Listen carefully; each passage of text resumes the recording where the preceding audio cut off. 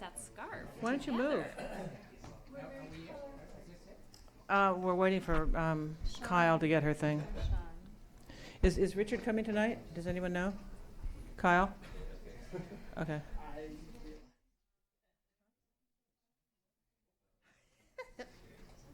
Hello. Hi, Sean. We're going to start. Go ahead. Yeah.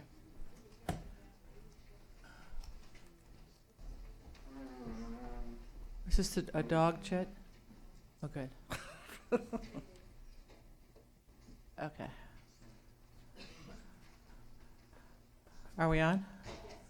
Okay, the November 6th meeting of the Santa Monica Planning Commission will come to order. Commissioner Pastor, would you lead us in the Pledge of Allegiance? I pledge allegiance to the flag of the United States of America and to the republic for which it stands, one nation, under God, indivisible, with liberty and justice for all. Invisible part. I hate being late. I hate being late. Okay, roll call, please. Commissioner Fonda Bernard. Here. Commissioner Fresco. Here.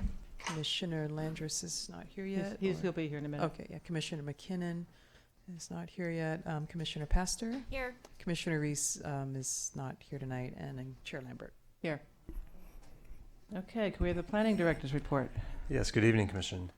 So your next meeting after tonight is November 20th. That's going to be a special joint meeting with the Housing Commission. So looking forward to that. Following that, December 4th is a regular meeting. On that night, we'll review the Promenade 3.0 physical plan. In the past, the Commission has discussed some of the operation issues and some of the code changes we're looking at, but this will actually get into the details of the physical plan. That same night, we have a development review permit for a mixed-use housing project at 3030 Nebraska, and then a development review permit and track map for another mixed-use housing project at 1447 7th Street. After that, next meeting would be December 11th. That's a special meeting. That night, the Community and Cultural Services Department will be here to present the draft Recreation and Parks Master Plan. And then we also have a vesting tentative map. What is this, James? Screening criteria and impact thresholds? SB 743. Oh, I'm sorry. Okay, I didn't see the SP. Okay, so that's the SB 743 discussion. And then, so January 1st, we won't have a meeting that night, so we'll get the Really? day off. Yeah, God, I was planning on being here. you can come. Yeah. So our only meeting in December is on the 11th. Was December 4th and December 11th. Yeah, so, yeah. And then we do have a meeting on January 15th. That is a special meeting, and that will take place in the east wing of the Civic Auditorium. So that's the first meeting when we'll be moving out of the council chambers temporarily.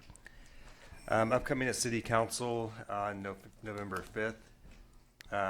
There's, actually that was last night, that's the discussion of Promenade 3.0. Council actually spent quite a lot of time going through the Promenade 3.0 discussion. In the end, they supported really all three lanes, looking at ways in the lane 1 category to make the promenade public space more accessible and allow more types of public events. In lane 2, they supported a lot of the things that the commission had talked about in terms of relaxing some of the code requirements and making it easier for restaurants and other businesses to open on the promenade. And then finally, in the lane 3 category, they gave staff direction to move forward with the overall improvements to the promenade. It's obviously a long process, and you will get a lot more information about that as it moves forward. But the general consensus last night from council was that we should move forward with those changes that we've been discussing. Good. And then coming up at council on November 12th, the SB2 grant discussion, and then we're extending a couple of existing interim zoning ordinances. One is the fast food ordinance on the 3rd Street Promenade, and the other one is the landmarks demolition IZO extension. So both of those are set to expire, so they need to be extended. And then upcoming events, so the Wellbeing Summit is Saturday, November 16th. And that's from 9:30 to 4:30 at San Marco College Center for Media and Design. I think you all have flyers on the dais about those. It's really expected to be a great event, so we encourage you to come and also encourage you to get the word out, let people know about it. So we want to make sure everyone knows this is going on. And and on your flyer, there's the website about the event. Okay. That concludes my report. On November 12th, is SB2 the only thing on the council agenda? No. No. There's the two IZO extensions, and then You there's said you other said items that aren't Okay, PCD okay. related. And the, And as I said yesterday, in terms of the November 20th meeting, I would like an advance copy of the agenda before it's finalized. And I think Chair Soloff should get a copy as well, so that we can make comments and changes and what have you as we see fit. Is that okay? Okay, great. just on the R1 update, the council clarified last night, and will a second read on the 12th, or what happened? There was not a clarification last night. There will be a second reading on the 12th. If there are any changes that council wishes to make to the ordinance, it would need to come back and go through a kind of a typical ordinance amendment process. So they that's did not- possible. They That's did not certainly vote last. possible. They did not. They did not vote. It was last. removed from the agenda I last see. night. Okay. Two questions. On the agenda item at council for SB2, is that going to include all of the other things that we talked about last time in terms of we had a lot of things to say about things we'd like to see them look at in terms of housing and So that will actually, those comments will feed into the council's December 10th study session, actually. So the November 12th staff report to council does not include that commentary, because it's sort of, what they're doing is authorizing the budget. They will get further direction with respect to the work itself on the December 10th study session. So we will be summarizing the comments you gave us on October 16th at your joint session with the Housing Commission. That will, help guide the discussion as well. And are we going to have any representative from the Planning Commission at the study session? I was planning on going and speaking. I don't remember exactly where we fell on all that, but in terms of I think we can agendize that for your November 20th meeting about how you all want to handle That'd that. be great. Yeah. no, but I mean on SB2, I was going to do something individually. You certainly can. I mean, Yeah. it is on the consent calendar. No, it's not. It's an administrative. It actually, yeah. it is on the consent. Oh, it is. calendar. Okay. Yeah, we think it would like to be SB2 is full. on the consent calendar? Yeah, because it's Yeah. a It's a- grant, Just so money. it 'Cause is it's just the qualifies as money a they're gonna consent. talk But you about. can certainly have public comment. I think we expect for it to be, discussed. I thought they were going to talk about the scope of work. They did. I mean, it's included in there in terms of the list of things in there. Yeah. Okay, so the downtown inclusionary program is in there. Mm-hmm. It is. And And to then con- do we, Let's Sorry, one more question. Okay. do we know when PICO is going to go to council? December 17th. Thank you. just to Commissioner Pastor's point, we did express ourselves on the scope of work of SB2. Are the Planning Commission's comments in the staff report for the SB2 approval? At this moment, not, because it'll, again, feed into the study session, council study session, because it's what their action on the 12th is to authorize the spending of the money. Right. It's not but on the in agenda terms of- tonight, so we can't appoint somebody to speak. You can still But go. I can still You're go, the and I chair. plan to go. But I mean, I think what comes back to me is the major point we made is whatever the prioritization is, it needs to dovetail with the housing element preparation. But they probably know that. That's like Right. no brainer. Okay. Planning Commissioner announcements. SCAG is doing their RENA methodology supposedly determination tomorrow, but that's unclear. Approval of minutes, there are none. Statements of official action, there are none. Consent calendar, I want to make, I don't know if I need a motion for this or just a feeling of the commission, to move item 9A to the consent calendar. I spoke to the applicant's representative yesterday. They're fine with that. We have no chits on it. I had all my questions answered by the applicant, so I don't really have any issues. If everyone on the commission is okay with that, then we're going to move it to consent. We do. Okay. But I'll move that we move it to consent. I don't know. Do we need a motion for that? Okay, So moved. all right. Second. Do we need ex partes even though, okay. Then, we- For both items on consent, you need Okay, ex cool, parte. all right, great. So it's moved to consent, and so do we need let's, to let's, vote? on the, yeah, you're probably Moving right. it to consent. Yeah. Voice vote, all in favor? Aye. And opposed? Okay, let's start with ex partes on 8A, the Montana Avenue. None. Okay. Nina? Sean?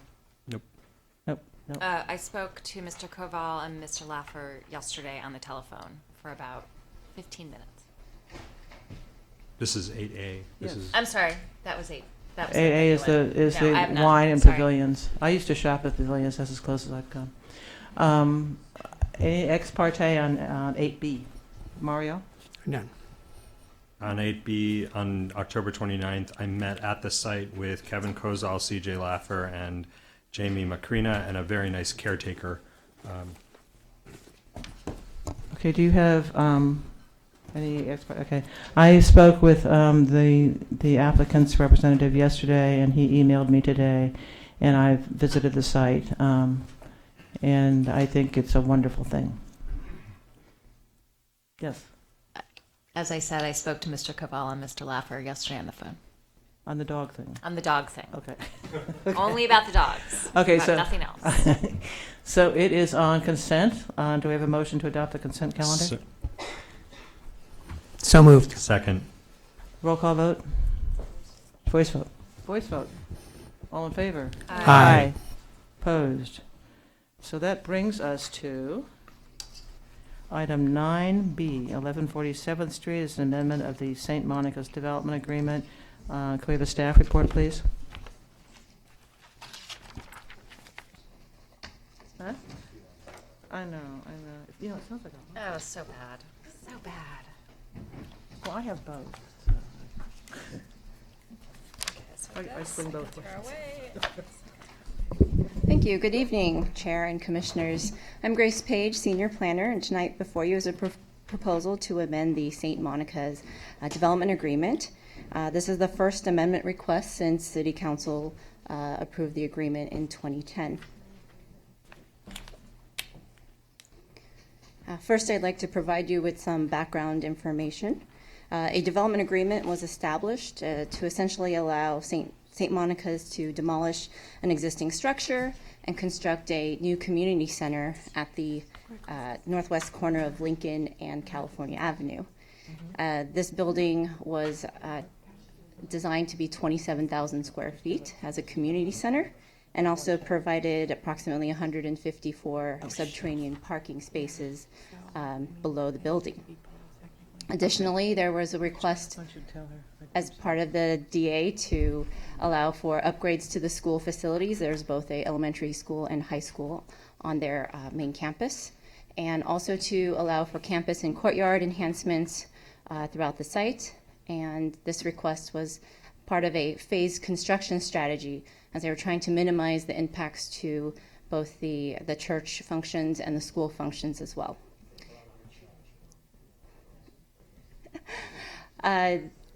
The community benefits that were included as part of the development agreement negotiations included off-site shared parking of 15 spaces at an off-site location highlighted in red here, 1147th Street. There was also a benefit to allow public access to community meeting spaces. That was for a city department. Grace, excuse me, I'm very sorry about this. I'm going to have to stop your presentation. I made a mistake. There was a chit on 8A. Oh. So we're going to have to reopen the I will consent pause. calendar and hear that item and the person who wants to speak on it. I'm sorry.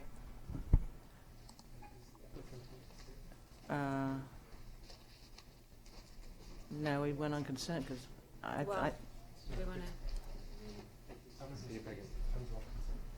no, I understand. That's why I'm doing this. So do we need a motion to pull it back? So moved. So you should do a motion to reconsider 8A only if you Okay, don't okay. want to disturb what happened with 8-9. Right. With 9A. So this is 8A. Yes. I'll move Yes. reconsider. I move reconsideration of 8A. I'll second that. Voice vote, all in favor? Aye. Aye. So we have one chit from Elizabeth Vandenberg. May I ask, is the applicant here at the moment? I'm not sure they were here. Was the applicant ever here? I don't- was here earlier. Can you see if he's in the left. hallway? Yeah, just. Is he downstairs?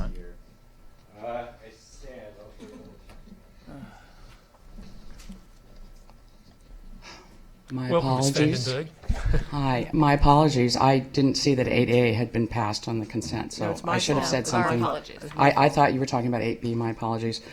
It'll be quick, and I think it'll follow what's been approved. Good evening, Chair Lambert and Planning Commissioners. Elizabeth Vandenberg, Wilmot Chair. Speaking for myself, I live down the alley from the pavilions. I shop there all the time. I was in the supportive staff report as this, on this item. I saw the request from Christina Meza, liquor license contractor for Albertsons, Vaughn's, Pavilion, Safeway, sent today, November 6th. The letter requests an expansion to 7 days per week between the hours of 10 a.m. to 9 p.m. from the staff recommendation of noon to 8 on Thursdays and Fridays and between 11 to 7 on Saturdays and Sunday. I support the staff report. She's rescinded that, by the way.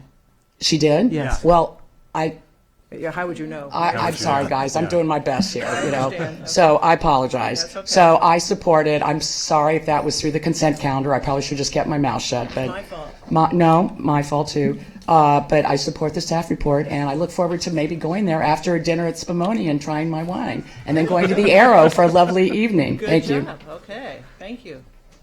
All right, so is there a motion to approve the item? So moved. Second. Voice vote? Aye. Aye. Thank you. And I think we should thank Ms. Vandenberg for sitting here so patiently and courteously Yes, while we all had a fun time up here doing whatever we were doing. yes, Did we do all the motions that needed to yes, be we done to have. get this? Yes, Okay. yes, we have. Okay, Grace. Will you start from the beginning? Thank you. And Mr. Cozella and his associate can leave. We're not reconsidering your thing, so you're good to go. So tonight before you is a proposal to amend the St. Monica Development Agreement. And I wanted to provide you with a little background information. So this is the first amendment request since its adoption back in 2010. It included a development agreement that allowed for the demolition of an existing structure and then to be replaced with a 27,000 square foot community center. Below that community center also included approximately 154 parking spaces and a subterranean garage. The DA also included language that allowed upgrades to the school facilities, both elementary and high school buildings, and also campus and courtyard renovations.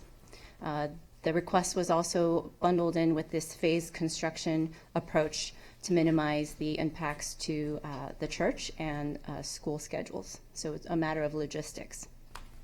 As part of the community benefits, the DA includes off-site shared parking of 15 spaces during non-peak hours at 1147 7th Street, which is highlighted in red in the right-hand side. There was also public access to community meeting space for specific hours. This was for city departments, community groups, and nonprofits.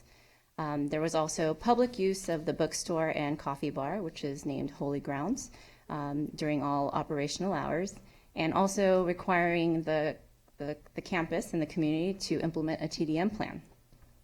It should be noted that DA compliance reporting occurred between 2014 and 19, and it commenced in 2014 because that's when the community center or the first phase of construction was completed.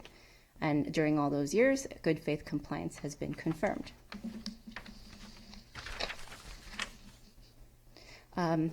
In looking at the request for the amendment, the primary ask of this amendment is to remove the community benefit as it relates to the shared parking at 1140 7th Street. It would thus allow to omit references to that particular site and allow the sale of the property. So to provide you some comparison as to what is the trade-off with that request. So on the left-hand side, on the next two slides, it's going to be depicting what the current development agreement language is, and on the right-hand side is the proposed amendment. So essentially for meeting spaces, there's more offerings of times and availability for meeting spaces, so that's been enhanced. And then the current DA does not have an event space listed, which would be the auditorium. The applicant is proposing to augment the meeting space by allowing use of the auditorium, which has a capacity of about 350 people. This would be for periodic or one-time events. There's some hours, limited hours, but also some reasonable fees to just kind of cover cost of the room and cleaning fees and sort of personnel.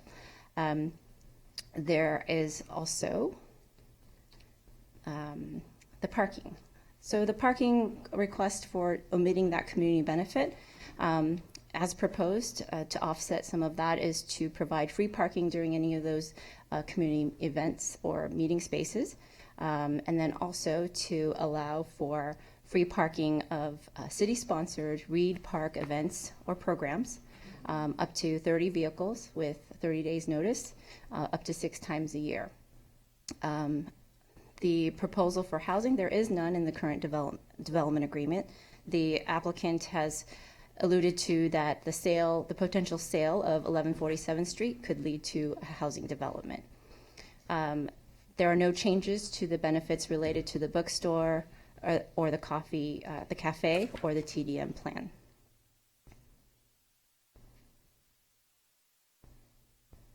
So in looking more closely, let's take a look at that surface lot on 7th Street.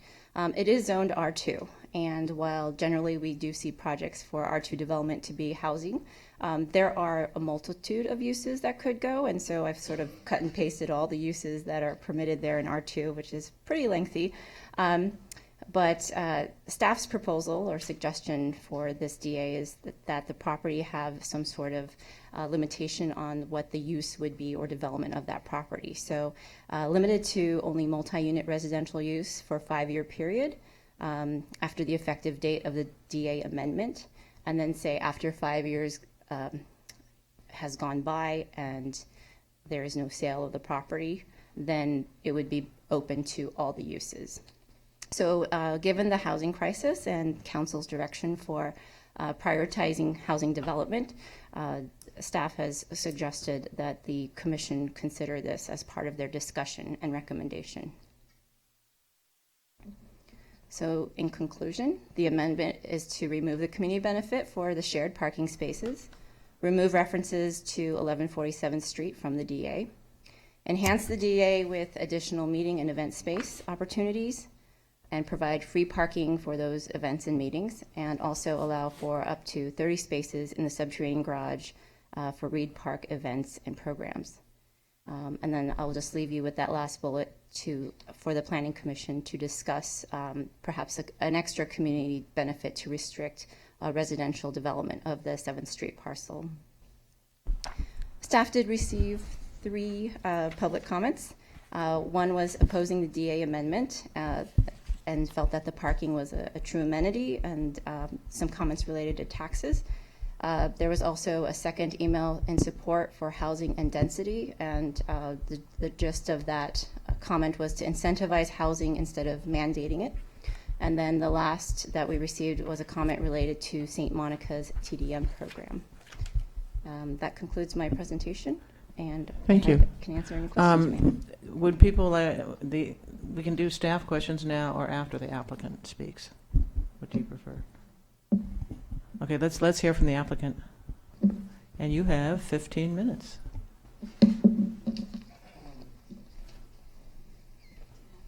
No, we don't. Jennifer Johnson from Harding, Larmore, Kutcher, and Kozel. We represent St. Monica's and assisted with their DA amendment that's before you tonight. In the amendment, St. Monica's proposes to remove from the DA the 15 parking spaces located at a surface parking lot at 1147th Street in order to open up this space to allow it to be converted to a permitted use in the R2 district where it's located. St. Monica's also proposes to provide additional and enhanced community benefits, as you heard, related to the meeting and event spaces, and to make some public parking available on St. Monica's campus. We have Tom Zanuck, who is the chair of the Master Site Planning Committee at St. Monica's, who's going to provide some background information and further explain the community benefits for you. And we also have Mike Matola, who is the parish administrator, and they'll both be available to answer any questions you may have.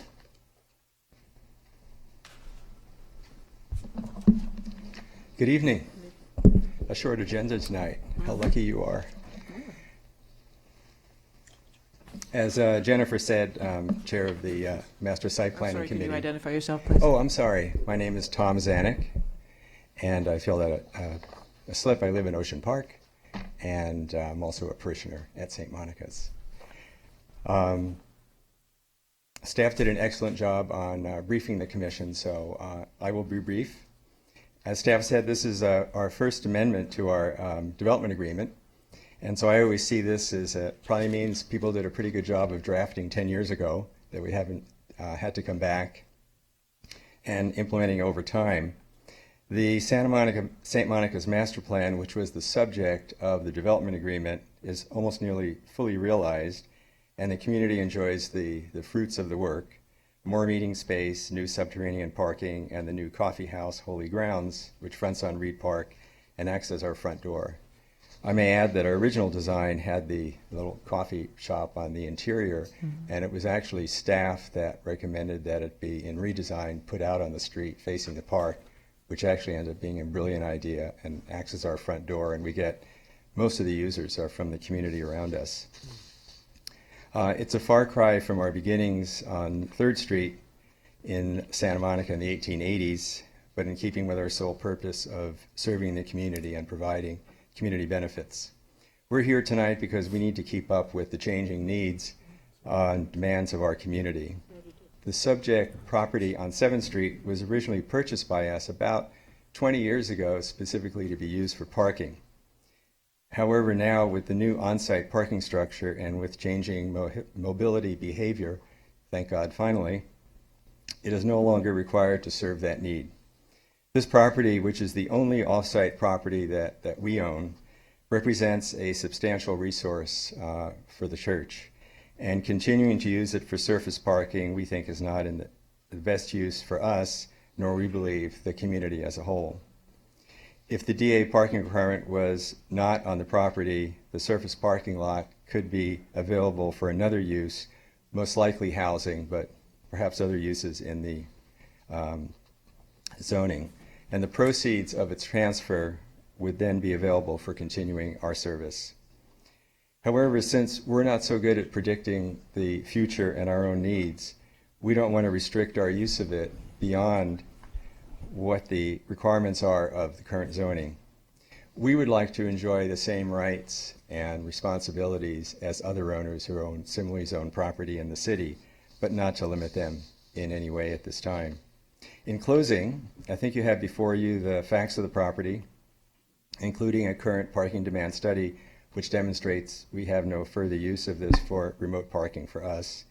You also have the additional considerations that we worked out with staff through the process in recognition of the amendment we're seeking. So we respectfully request your positive review and approval of the item before. If you have any questions, we would be happy to answer. Are you the last speaker? Yes. Okay, I'm sure we have questions. And who would like to go first? Don't all rush at once. Mario. I have 3 questions. First of all, how do you handle your peak Christmas and Easter parking needs today? Well, we utilize, we utilize other off-site properties which we rent for those days. I see.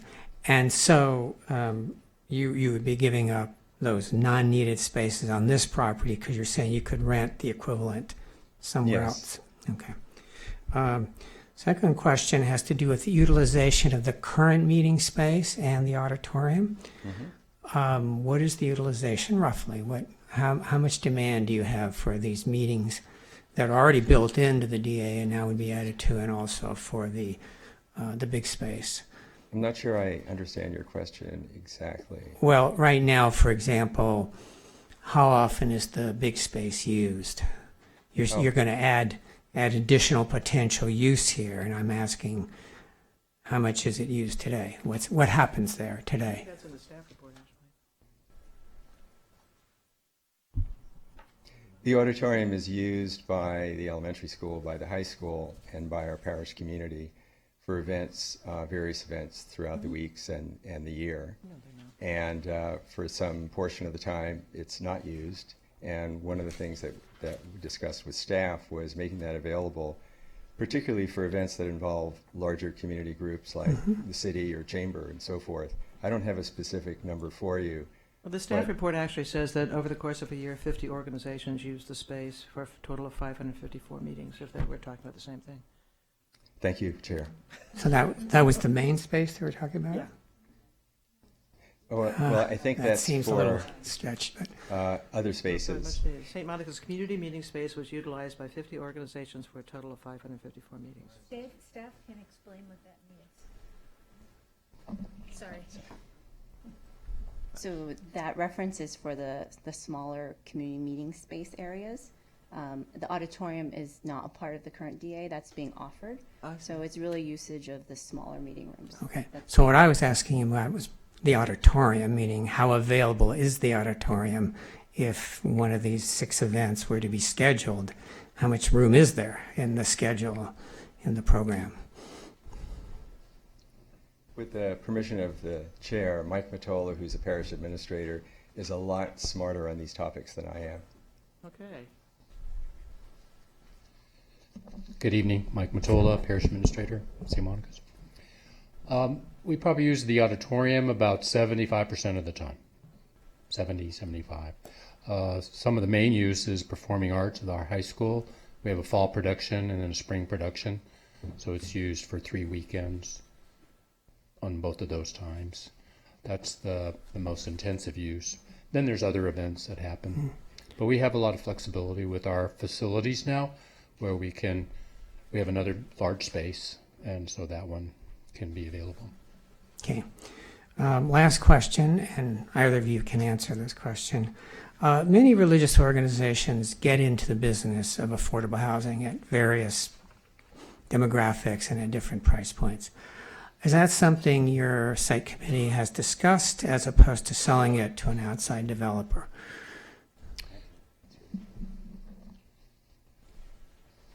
That currently is not part of our mission. There are other groups. In fact, my wife's career was in affordable housing, so I tracked a lot of the work that she did. There are some religious groups that really focus on it as part of their mission, and they're actually pretty good at it. But it's not something that we have ever done or at this point intend to do, if that answers your question. Okay, thank you. Didn't Mercy Housing start out with the Catholic Church? Yes, it did. And Catholic Charities, I don't know if they're still around in building housing. I don't know. But anyway, you answered the question. I have a question. I'm confused by what we're looking at. It's either Harding's letter or the staff report. It was indicated that you intend to sell this as a housing site. I don't know if that's a true statement or not, but that's what it said. And given that it's R2, and really when you look at the land uses allowable in R2, I mean, they really are not economically good. And housing would be the most profitable thing I would think you could build on this site. So I don't really understand why it's a problem. I mean, the notion of this ever being rezoned as something other than housing is, frankly, at this point in time, kind of delusional. So I don't understand. I mean, if you're planning on selling it as a housing site and it's zoned as a housing site, what is your objection to keeping it as a housing site in the DA? Sure, and I think that what you read in Mr. Harding's letter and the staff report is correct. It's probably going to be used for that at the end of the day. That's what Luce, led it to as the main use. However, there are other uses available on it within the code, including childcare, et cetera. And again, it's a valuable resource for us. We're pretty sure we would sell it for housing use to accomplish that goal. But that, in the next year or two, that may not be the case in the thinking and the needs of the church. And our interest is in not committing ourselves to that at this point. Does that help answer? No, I understand. It just seems from what I've heard from talking to your representatives, the church clearly wants to, frankly, make some money off the sale of this property for the church. I mean, that's, I assume. And it just seems that housing, from my elementary real estate knowledge, would be the most profitable thing for you to do. I mean, a child care center is not real lucrative generally versus housing. I'm just confused by the situation we're facing, I guess. I don't understand why it's a problem to be a housing site.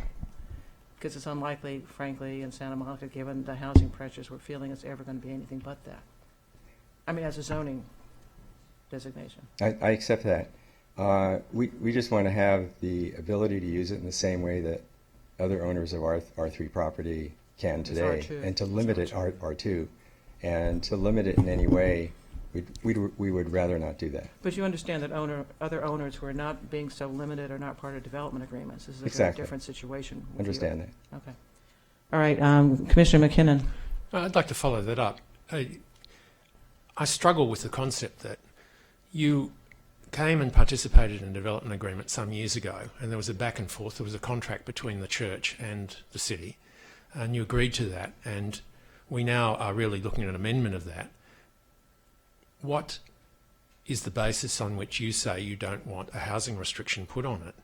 And it seems to me the only reason can be that you think there might be a higher value in some other element rather than housing. Is that correct? I'm Do you not think sure. well, no, let me spell it out. I think you think you'll get more money if you don't have a restriction on it and can sell it for some other use. Well, if it keeps the restriction it currently has, we can't really sell it for anything. You sell it for housing. Not really. Yeah, Well, if we, not no, with if the we parking take- restriction. We understand that, and you're here to remove that. We're here to suggest that it have a restriction focusing on housing. You're saying you don't want that, and I can only see that you think you'll get more money out of it by not having that restriction. That's why you're here. I don't think that's a correct assumption. So dispel it. I'm really struggling. I'm not trying to be obtuse about it. What I is the understand. reason that you don't think there should be a housing restriction on an R2 property when we desperately need housing? Flexibility for the owner. To do what? This is a development agreement. Therefore, we're having a contract between you and us to allow things to happen. Therefore, you have to make the case. Perhaps the difference is that we are not a developer. And by the way, I'm a retired developer. So perhaps the difference is we're not a developer and we're not approaching it that way. And it's a resource available for use for the benefit of the St. Monica community. And right now that appears to be the best route for us, but I'm not 100% sure. And we'd rather have the ability to use it for another use within whatever the requirements are by the city, and not be tied to that today. And it may be, and speaking very frankly with you, Commissioner, it may be something that exists in our head, and I'm being very frank and open, and in reality doesn't mean anything, but that's how we feel right now. And we don't have another idea of something different that would be more valuable or better, quite frankly. All right, thank you so much. But does that help answer the question? No, I think it comes back to the fact that you believe there's more economic value if Exactly there right. isn't a restriction on it. And I think that you therefore believe that if we take that restriction off, you might be able to sell it for something else. Other than that, if you intend to sell it for housing, there isn't a problem. So if I could add, again, since we're not a developer, one scenario is we don't sell it. And we use it for a church-related function, which I don't know what that might be at this point, of course, within the zoning code.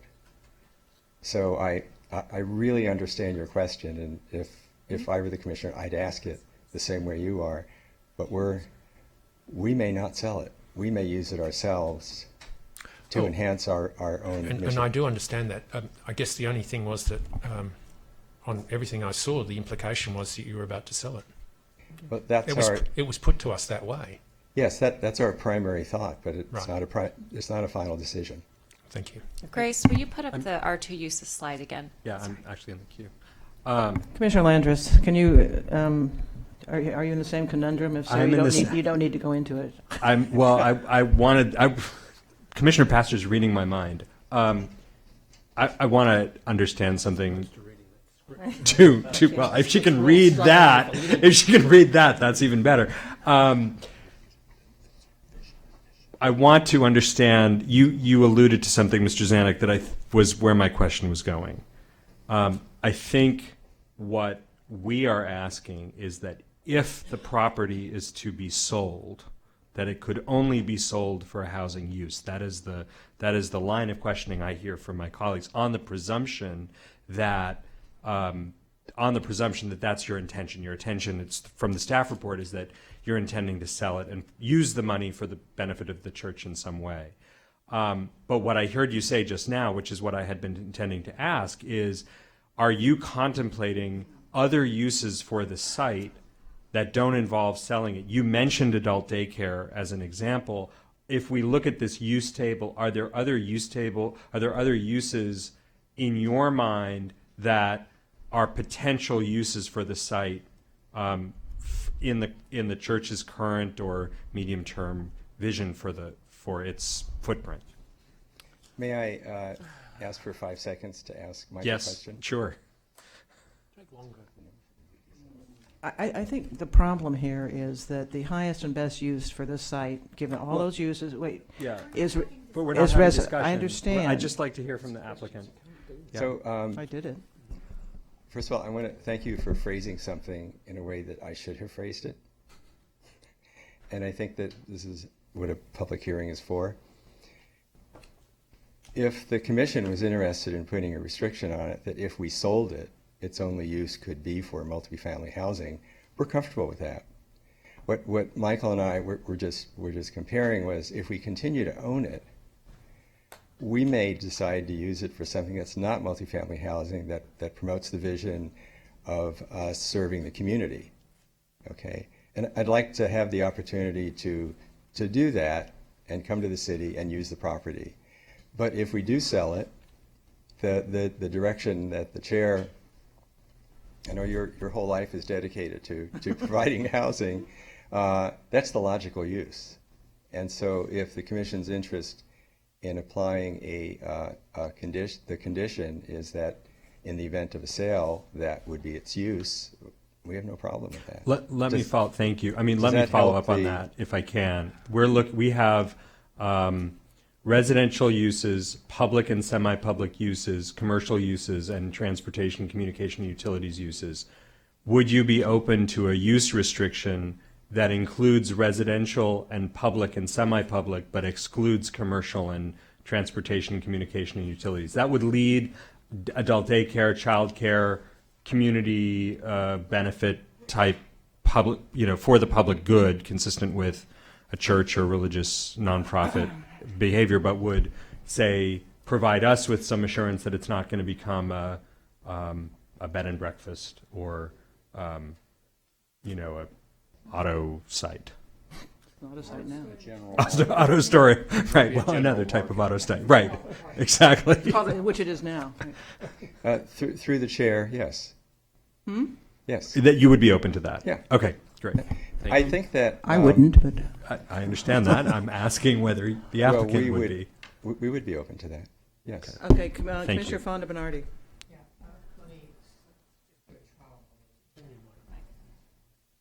Well, I don't think we're ready for the trial balloon, Mario. Okay. We have to hear from the public. I'm waiting for discussion. Oh, okay. Well, then I will wait for our discussion. Hold the balloon.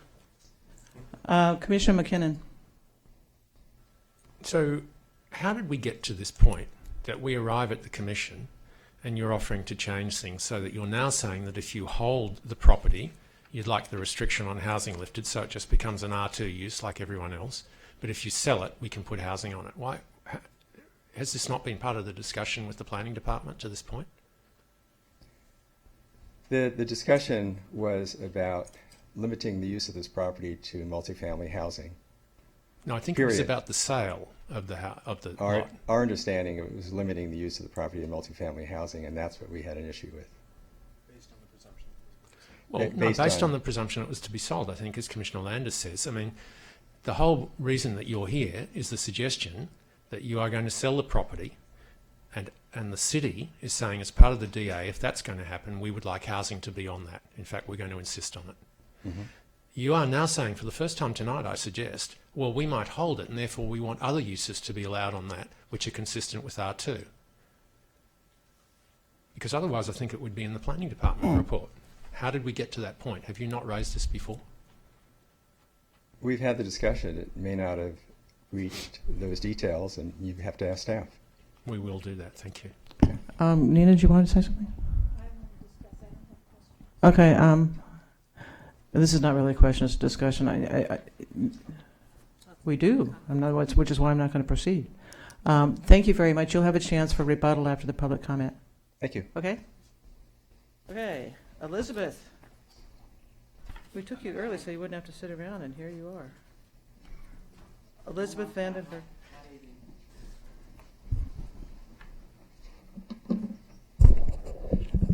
Good evening, Chair Lambert and Planning Commissioners Elizabeth Vandenberg, Wilmot Chair, and Congregationalists.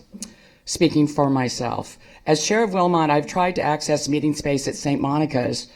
I have been told that we are not allowed to use their space or that there's a significant fee involved. So I'm kind of intrigued that that's a community benefit. So I'd just like some more information. Obviously, I'm ignorant.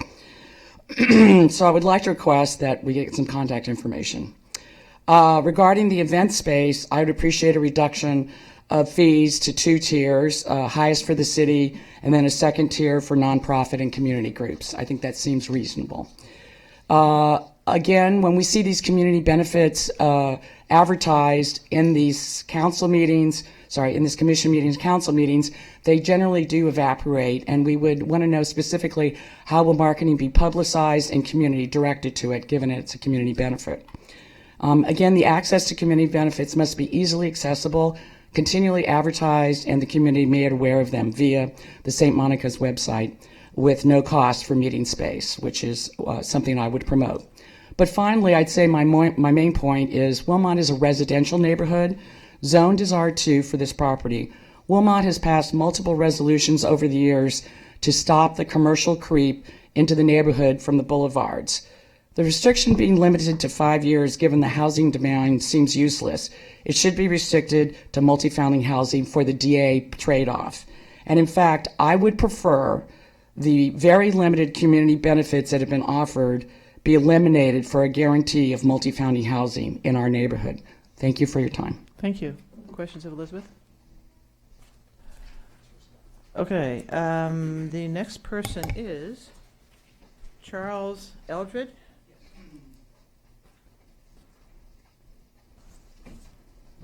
Good evening, Chairman and Board. I'm Charles Eldred. I'm the Regional Manager for Falkenberg Gilliam & Associates. We're the management company for Westminster Towers at 1127 7th Street. That's a low-income senior community that was founded by a faith-based organization and has served this community for 60 years this year. I would like to bring up a couple of points. Your point about the loss of the use. I'd like to look at this picture real quick. If you look at this picture, please look at the number of cars parked on the street there. That is what you should be looking at, not this parking study, which is flawed, which I'll get to later. We currently have 67 spaces in our parking structure. We have a 17-person waiting list waiting for a space to get in. So we have senior citizens parking out in the community using spaces, and we don't have space for them. That's due to the way how geriatrics have advanced and people are able to drive longer. So we suddenly need more parking spaces. And the Planning Commission, if the Planning Commission approves this property for sale, the owners will take 40 or so cars and put them on the already overcrowded streets.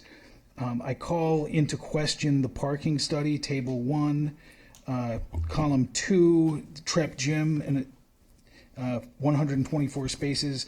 I would beg that if any parking lot in Santa Monica has no one parked in it between the hours of 7 a.m. and 5 p.m. during the week, that shouldn't be counted in the study. It probably means the parking lot's closed. Then that would skew all of your parking lot totals all the way across. We ask that the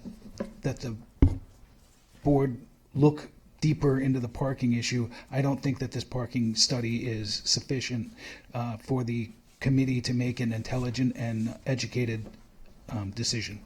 Thank you. I'd like to ask a question. Commissioner McKinnon. So is it your suggestion that this lot should be open to some of the people that live in your property? It is currently open to some of the people that live in my property because of the community benefit that you've previously agreed to, and that they're asking to alter. It is a very limited lot, though, so it wouldn't deal with the 17 spaces. It's not a giant number of parking spaces there, but it helps. When you look at the numbers, I call into question the numbers in the study. It doesn't seem to ever be full. It's the parking lot is that parking lot in question is never full because they've got it chained off all day long, and that skews all of the percentages for the rest of the parking spaces in the community. If you look at, but it is their property, and we negotiated some use of it for the community. And so our people are Yes. members of the community who live there, and some of them use those spaces Right. to their benefit. So what is your suggestion then? My suggestion is that we not adopt this change to the agreement, And that would help simply because it wouldn't. because that Some would of your allow people- allow people in an already impacted parking area the ability to still use those spaces for parking. Thank you very much. Thank you. How many? Commissioner Thompson? A couple questions. How many units are in that development? 285. 285, and you have 67 spaces. Yes, and that's because largely the senior population does not drive at the same rate as everyone else. And so as I look at the existing development agreement, it says that neighborhood parking is permitted from 8 p.m. to 7 a.m. Right. So So- my citizens can park there overnight, which is what they need desperately. And if they could park at the church overnight in the underground space, would that solve your problem? I would have to go back and have that conversation. Well, offline. if they were permitted the exact same Right. conditions, There were- which are from 8 p.m. to 7 a.m. and exit Right. by 9 a.m. on Saturdays. That might be acceptable. Yes. Thank you. Okay, thank you very much. Thank you. So the applicant now has a chance to respond to what the public had to say, a rebuttal, if you would.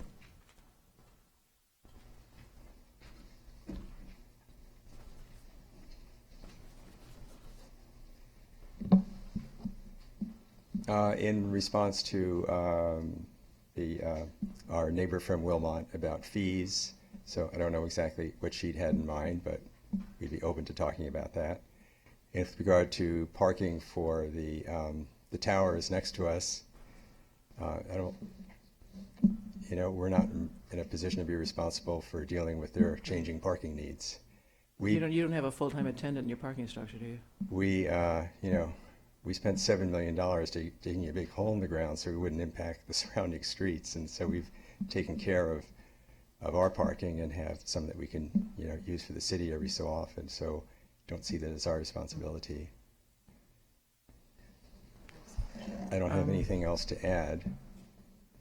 Commissioner Landris. So I just have some specific follow-up questions. Would you be willing, I'm looking at the, responding to Ms. Vandenberg's questions. As conditions, would you be willing to make access to information about the community meeting space and the event space on a dedicated page on your website with an email and a phone number for people to contact and some price, basic price information? Of course. Okay, that would be great. And then I'm always a little bit, I understand reasonable to be reasonable among reasonable people, but I also understand that can be a fairly vague term. How might we find a phrase on the meeting space and the event space to essentially address what the reasonable fees are? There was a request for 2-tiered fees, but might there be a solution to address that? I'm asking because it's been a concern that's been raised in other development agreements where there's a commitment to make the space available with the best of intentions of all parties, and then some circumstances change, costs start to get passed on, and there's some, particularly around, say, insurance, that we want to try to make sure that those fees stay as low as possible for community groups, and that we don't see this sort of creeping up of fees over time. So if I could make a suggestion. Sure. I'm being positive to what you're suggesting so that it's clear and that there's some grounding to it. And I think our friend from Wilmot who spoke about 2 tiers, to me that made sense. Sort of city is 1 tier. I don't know why she has you paying higher fees. And then probably because you have the money. And then I think she's on the audit committee, so she might ask how we ended up paying higher fees later on. And then community groups with a 2nd tier fee. Yeah. And I don't want to establish those right sure. here.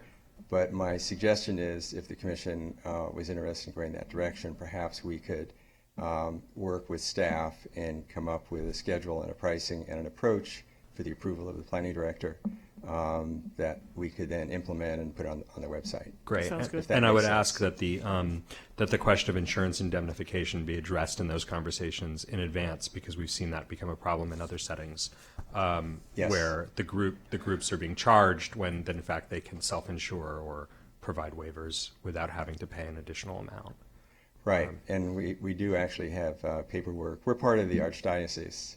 We pay our own way, but we're part of the Archdiocese, so their legal machine is our legal machine for those kinds of things, and they have paperwork that we can use. I think it's pretty straightforward. Great. And my last question, because there was this question about the Trepp Center, is that simply unavailable for parking during the school day for logistical reasons or for convenience, safety? Why is the lot closed until 6 p.m.? Because children are there. Because children are there. Yeah, it's we do dual use, and so when cars aren't sitting on it, children are on it. Oh, that's the outdoor space in the middle. Oh, I see. Okay. Yeah, and so that's the children's schoolyard. Right. And so that's fenced in, and for the protection of, because children Of course. are there. Yeah. No, I parked there. Thank you very much. Thank you. Okay. Actually, there's one more question. Commissioner Pastor? One more, Commissioner. I'm trying to determine, because this is a development agreement and because you committed to certain community benefits and now you're asking to change those community benefits, do you get requests to use the large gathering space auditorium from other?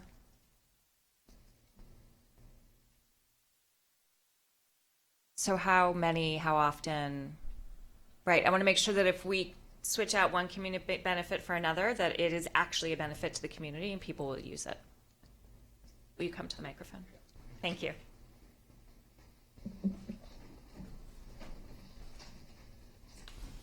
So are you speaking about a specific meeting space or generally all our meeting spaces? All the meeting spaces you are now proposing to open to the public. Right. And to addition, what is offered before. Right, so we usually can accommodate any requests by community groups to use our facilities because we have options, so different sizes. And so how often, we mentioned there's 50 uses last year.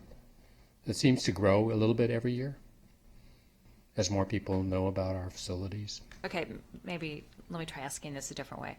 Have you had requests to accommodate meetings of more than 50 people that you have had to turn down?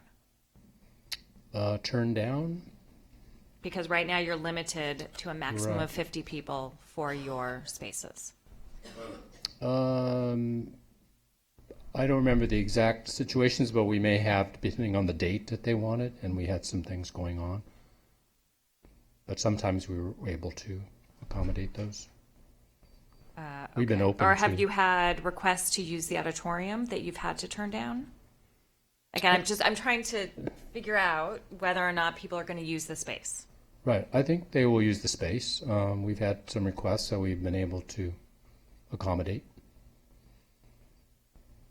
Thank you. So I'd say more often they're able to use it than not. I'd like to follow that question up. I think what Commissioner Pastor was getting was, is this a genuine community benefit? Yes. in the sense of, are you expanding opportunities for people to meet on your campus going forward? And if the answer is no, because in fact it's fully used at the moment and with all the things that you're doing, that's not a community benefit. No, it's not fully used. Why don't you think it's fully used? The demand for community meeting space in Santa Monica is at a premium. People find it hard to meet places. I'm not sure. Okay, so how much extra space and opportunity to meet is being offered by you as part of this agreement tonight? Are we talking 100 nights a year of the auditorium, or 20 nights? I think maybe 50 nights a year. 50 nights? Yeah. And you haven't had that many requests to knock it back, so that would be a genuine expansion of 4 nights a month? Or is it more likely that in June or July you'll be able to offer that because the school's not meeting, the church doesn't have summer all would those be sorts more, of things? more available summer. That mightn't actually meet the need of the community, because I bet there's not a lot of June, July demand for community meetings either. So it's potentially, we're really looking at maybe 10 or 15 extra nights by the time all the practicalities are taken up. I think so. I see. Okay, thank you. To Mr. Zanuck, Commissioner Landis asked about reasonable. Are you in fact offering up a 2-tier agreement for city and community groups with the amount to be set by negotiation with the planning director and the church? Because that's what I thought I heard you say. That's correct. Yes. Okay. So Grace, you might write that down. Okay. So I'll come back to this in a minute. But again, at the end of tonight, we're going to make a decision about this lot. And I guess one of the issues for me is that I think one of the missions of the church is to engage its community. And that's been the mission of the Catholic Church for, thousands of years, and perhaps not as strongly in some areas as in others, but certainly under the leadership of this Pope and the whole direction of the Catholic Church is to reach out into the community and make its facilities available to the widest possible extent. And yet here you are tonight saying, we could do a much bigger job of what we've got on our campus if you let us do that. And my thinking is actually, you should be doing that anyway. Of course, there's a charge and so on, but you should be doing that. And that's a mission of the church. And so I'm not sure why you haven't been doing it. And therefore, the discussion about community benefits plays against that backdrop for me. Am I being unreasonable in saying that to you? I don't think so. Okay. So then it becomes a discussion about what the lot can be used for going forward. And at the end of tonight, the discussion will be, do we restrict the church to just housing, or do we restrict the church to only housing when it sells? And your preferred position seems to have changed to be only a restriction if the church sells it to housing. Is that correct? That's correct. And I also will offer, having been to probably 1,000 public hearings in my life. Well, as a developer, I'm sure you are absolutely across this. There's an evolution to the discussion sometimes, and one can view it in a more positive way through a discussion, and I think that's happening in front of your commission, and in a positive way. Well,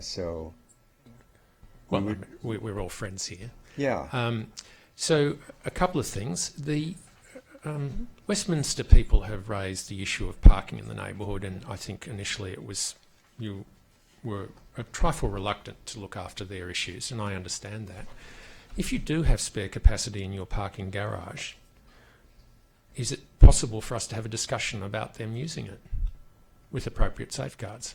If this lot is to be taken out of play, and they're trying to say, let's take pressure off the community in parking in the area, and they're basically old people, and they're in housing which is affordable, and it strikes me every time I go past, these are not well-off people. Wouldn't that also be something the church might consider as a generous consideration of people just across the crosswalk? I'm looking to my compadre to see if he's He seems to be shaking no. his head. I think he's a very generous, Okay. compassionate Catholic. In the spirit of Pope Francis. Mm-hmm. A Jesuit. And I mean that. Tough ones. Of course. And I They're mean always that, the best that people. seriously. Yeah, they are. my heart says, say yes to that. But I don't want it to be the beginning of everyone in the neighborhood who has a parking problem is going to approach us. And I can't put the church in that position. So that might be part of our consideration. We might come back to you for a discussion on that. I hear that. So are you saying you're open to a discussion about it, or you're not open to it? I am. You're open to that discussion. Yes. All right. I have one other thing, that neighbourhood is heavily impacted every afternoon and also as well in the morning by people dropping off and picking up their kids. When I say heavily impacted, you basically have jammed up that whole area for 3 and 4 blocks around that. Have you given any thought to what you might do to do that? That goes to the TDM component of the original DA and also this one, which in the original DA was primarily looking at employees and other people and encouraging bike usage and so on. But it has got no better over time. And we really do need to try and get cars out of that neighbourhood at that time. So what's your thinking on that?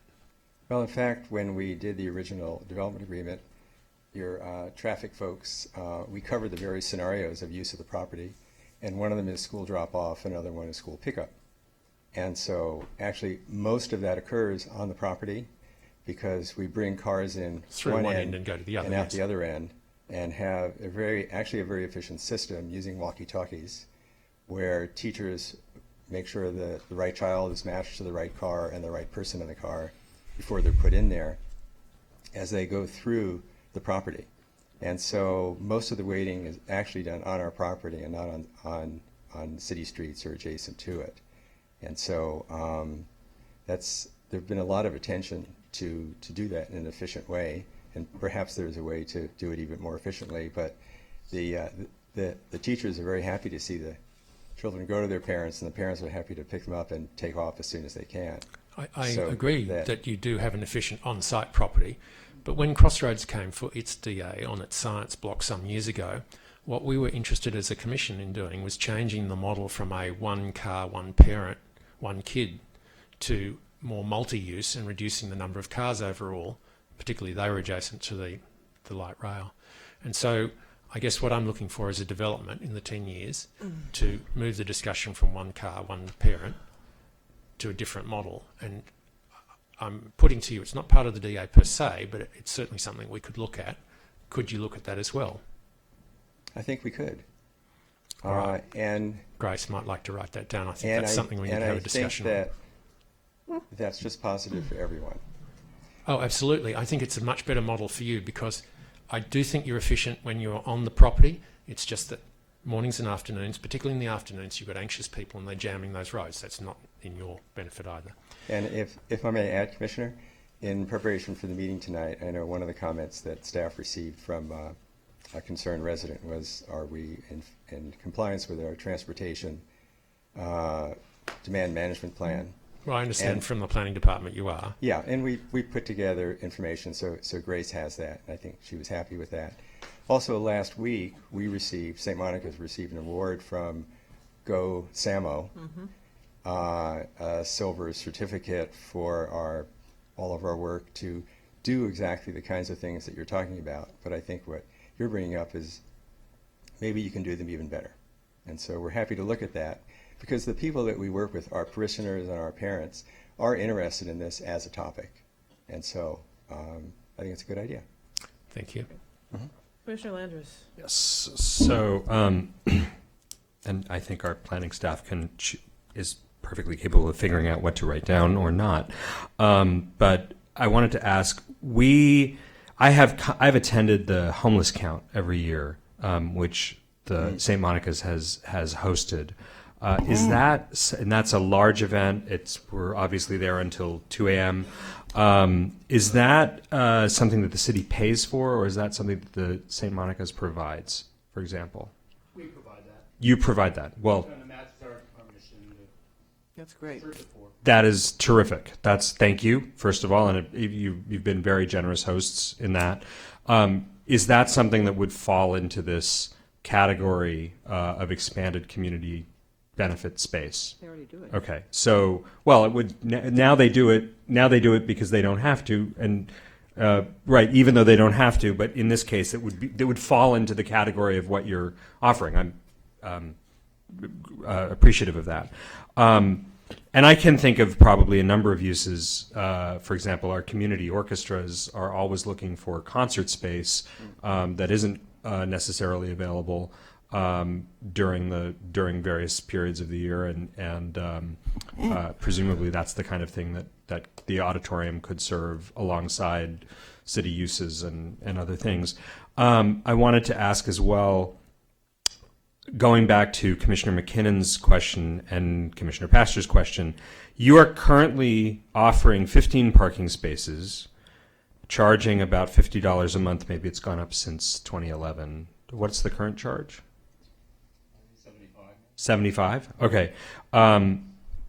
In addressing your concern that you not suddenly become the go-to for the neighborhood, might there be, and I'm presuming you've sorted out the insurance and the liability for letting people who aren't your employees park on your property overnight because you've done it for the parking lot.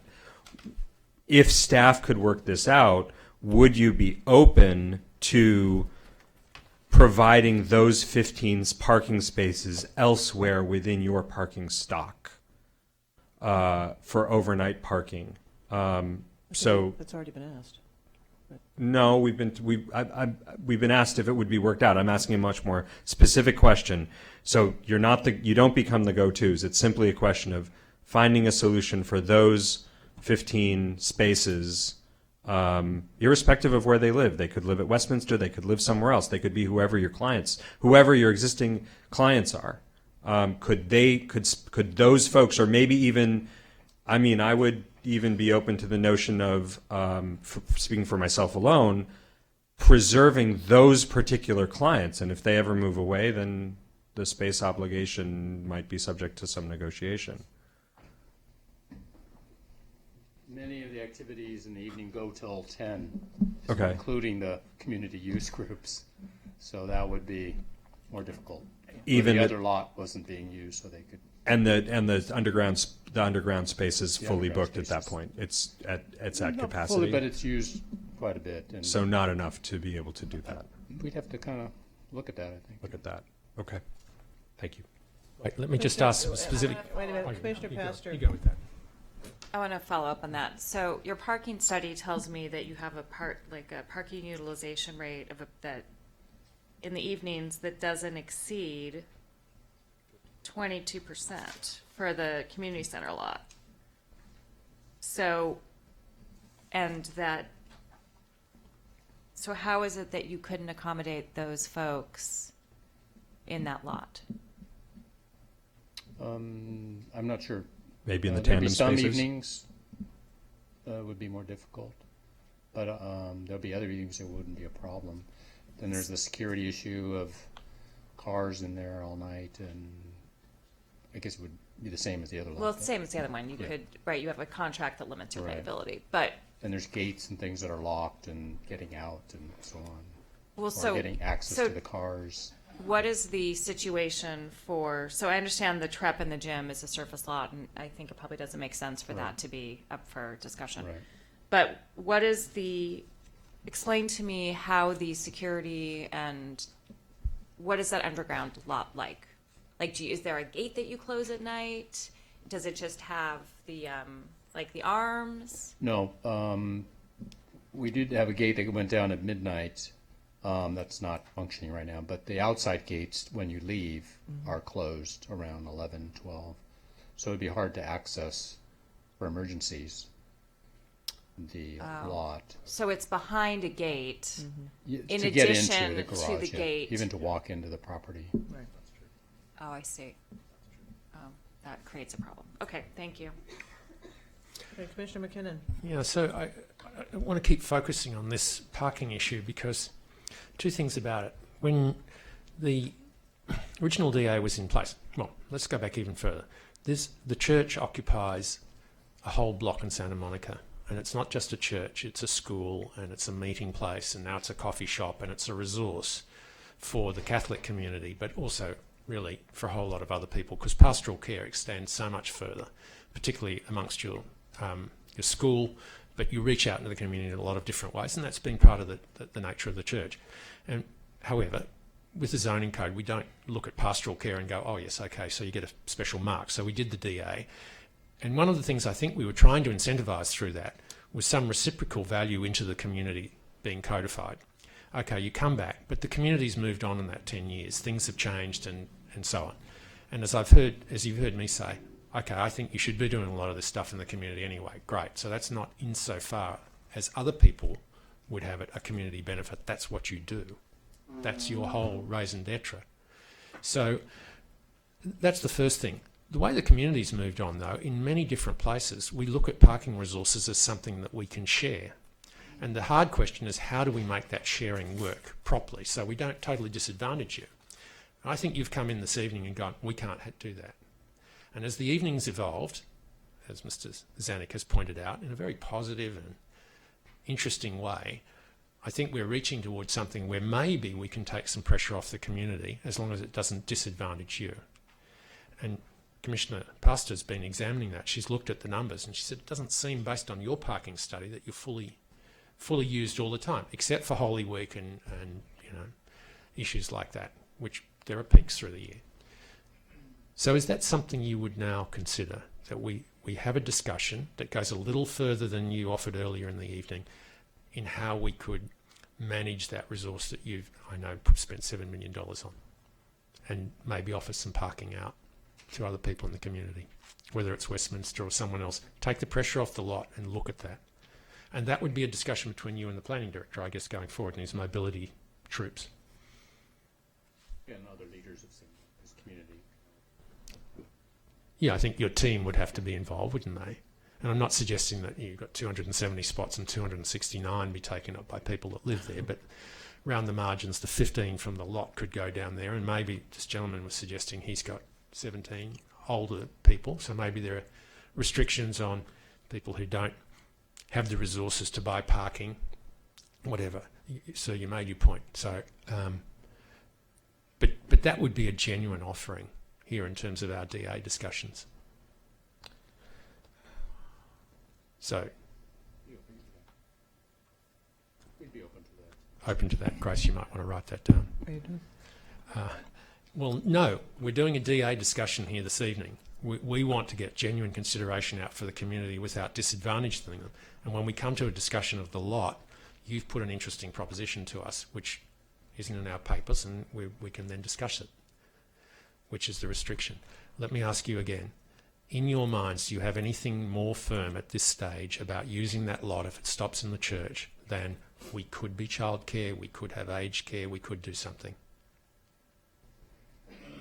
No, Commissioner, we don't. Okay, so it's just a possibility that could come We just don't know. Okay, thank you.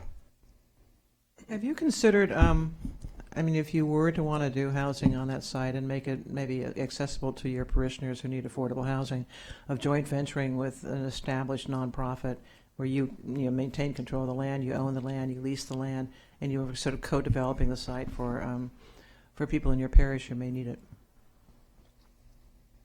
I wouldn't rule that out. It'd be the right partners and the right circumstances, and you're more familiar with these things than I am. There are a lot of nonprofits, particularly who deal with seniors specifically. That would be a decision. Pardon? Precisely. Mercy Housing coming to mind. Right. That I wouldn't rule that out. Might be Again, something to it's think in the about. realm of we don't know Right. what the future holds, and that may be the best route to go. And you've got the parking lot next door. If you could ever work out that access to it, that would be another option, the other parking lot. You could do like a substantial housing project there. I mean, at the The one behind Ilona. right. I don't know what the status of that is, but it's a thought. Yeah, they own that parking lot, right? So, does that answer your question? It does. Thank you. Okay. Any other questions? Thank you so much. You're very welcome. Is before us now, I guess the public hearing is closed? That's what I'm going to say. Thank you. You're anticipating. I normally talk pretty fast. Are there questions of staff before we start discussion?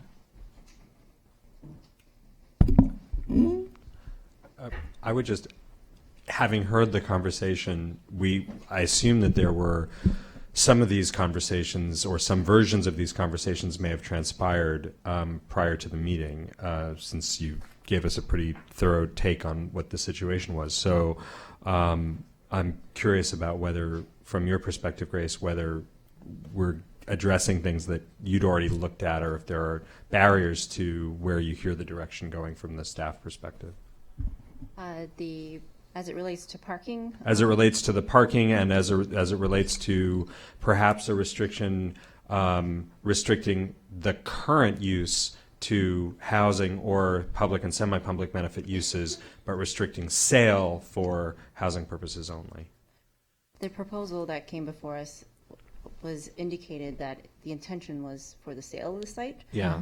Clearly, if it was thought that maybe perhaps a different use, or for example, if a child care facility were to be an option that they would explore, certainly there'd be more discussion and dialogue about community benefits that would be part of that amendment request. So tonight before you is what's being presented as the counter offer of community benefits as it relates to the omittance of parking for the intention of the sale of the property.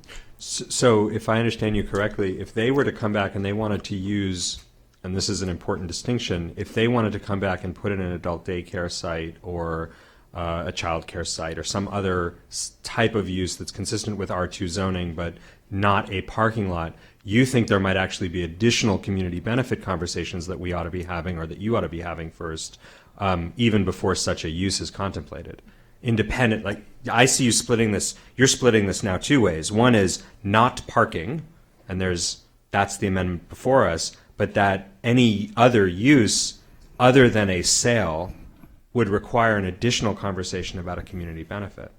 Is that correct? I believe the negotiations would be open to. Yeah, I mean, I proposal. I think it seems like that's like actually a completely different concept than what we have been under discussion. That's why I'm asking. You know, or even that was part of the application that was submitted by the applicant. So our understanding, the application, right, was for the removal of this lot completely from the restrictions of the development agreement. Like, it's not part of the development agreement anymore. So under that scenario, under that framework, you know, our discussions then became, okay, what are you using it for? And it was explained to us, well, it was intention, you know, to sell this for residential purposes, which is why the conversation went where it did in terms of, well, if that's what you mean to do, then, you know, could we talk about what that restriction looks like for future use of this property for multi-unit residential development? Now, if there's intent on St. Monica's part to hold the property, which would be absolutely their right to do, they're not required to sell it by any means.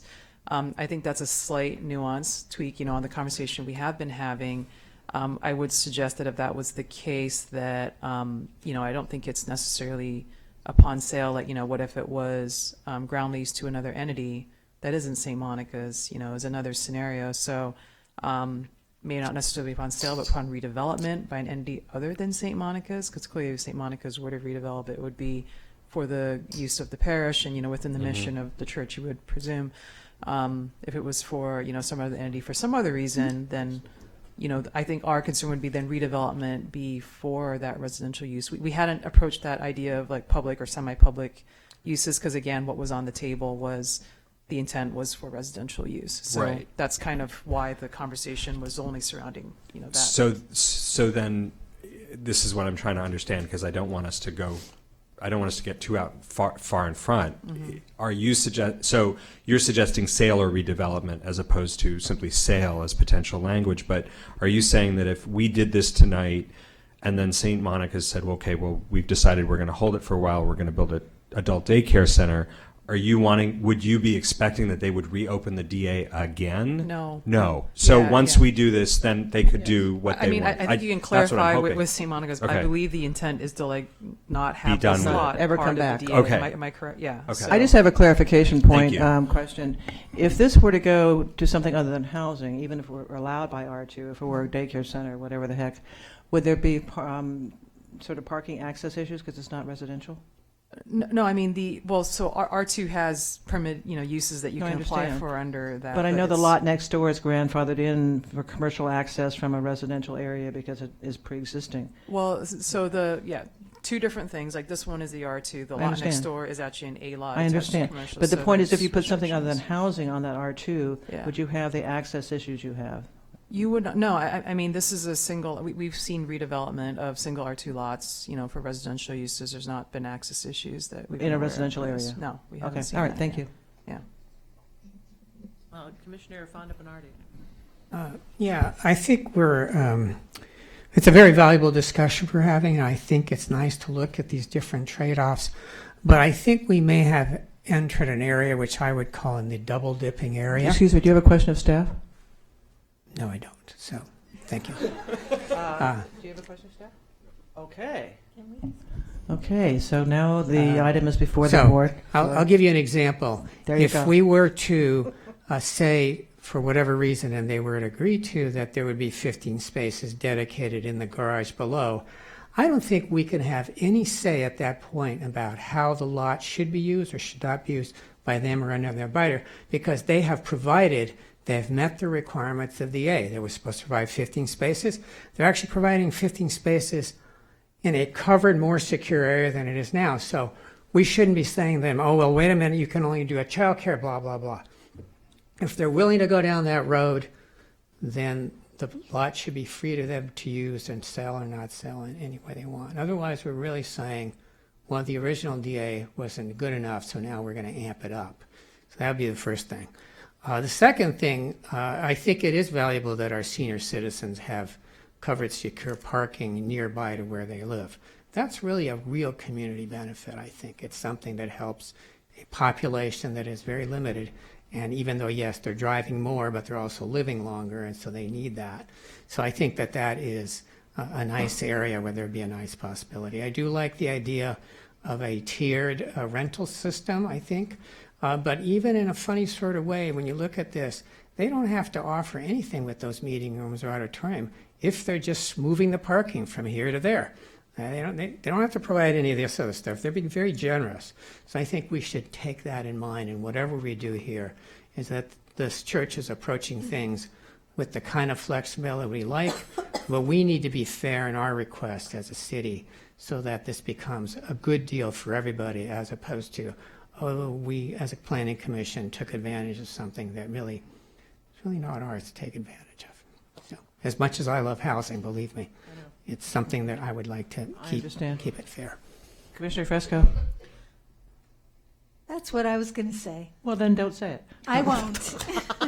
I won't. But double dipping, I mean, that was well phrased. I always say Mario's a great storyteller. He knows how to put the words clearly. But I think that it's really important that we have housing, and it's really, this is zoned R2. It is a residential district, and it is really obvious. I mean, all the other uses are basically social services. I mean, how bad can it be?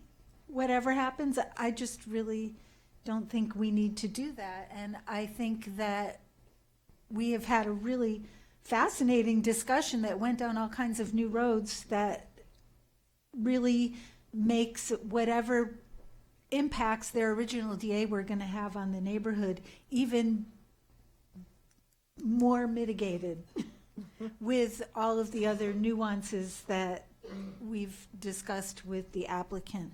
And I think that given the idea of the senior parking and the tiered pricing and all of these other smaller ideas that have come up, I think that is a fair trade-off to release this parcel from the DA. Okay. Commissioner Pastor? I don't know that I exactly think of it as double dipping. This is a development agreement. It's a negotiation. It's a negotiated contract. They are here asking us for a change in the contract. And so I think actually in a lot of ways, everything is fair game. And I don't want to put a burden on them. So it's not about, oh, you have to give everything, but this is a negotiation. And I think we as a planning commission need to look at what we think our priorities are. And I think my priorities are actually the parking for seniors. I think that the reality, I hear everybody's opinions about restricting the lot to housing, but I think the reality of the market is that no one's going to buy it for anything but housing. Right. There's not some daycare that's going to spend whatever ungodly sum, right? Sorry, no pun intended there. Whatever like large sum of money is being asked because this is Santa Monica and you can get a large sum of money. It's not going to be bought by a daycare. It's going to be bought by a developer who's going to develop housing. So I'm okay not putting the restriction on. I am not convinced that the offer of the additional community space is really a community benefit. So I would really like to see us have a look at the parking for the seniors, and I definitely would like us see us make sure that the fee really is reasonable and that it really does become accessible to parishioners and other folks. And I trust staff that they can work that out with staff. I don't think we need to work that out at the dais. Thank you. Commissioner McKinnon. Development agreements are just not like anything else we do here. So for the first, 6 or 7 years I was here, we had 8, 9, 10 a year. And it's always a negotiation. It is not a double dip. Every time they come back, it's a fresh look at what they are offering and what we as a community are asking them to give to us as they go past what their zoning would otherwise allow. And when you look at this block of Santa Monica, it has steadily become more developed, in the language of development, improved over the years, but it's got denser. Now, during the zoning discussion, I tried to move a motion that would have allowed the church effectively not to keep coming back to us when they make changes to some of the buildings and whatever, but that was not accepted by the City Council because they felt that they should continue to be under scrutiny at all times, just like everyone else is in the community. And what I think we've teased out this evening, what I've tried to suggest is that a lot of the things that are in here as community benefits are the things the church would be doing anyway, and I would encourage them to keep doing them and reaching out to the community and offering their resource to keep bringing the community in.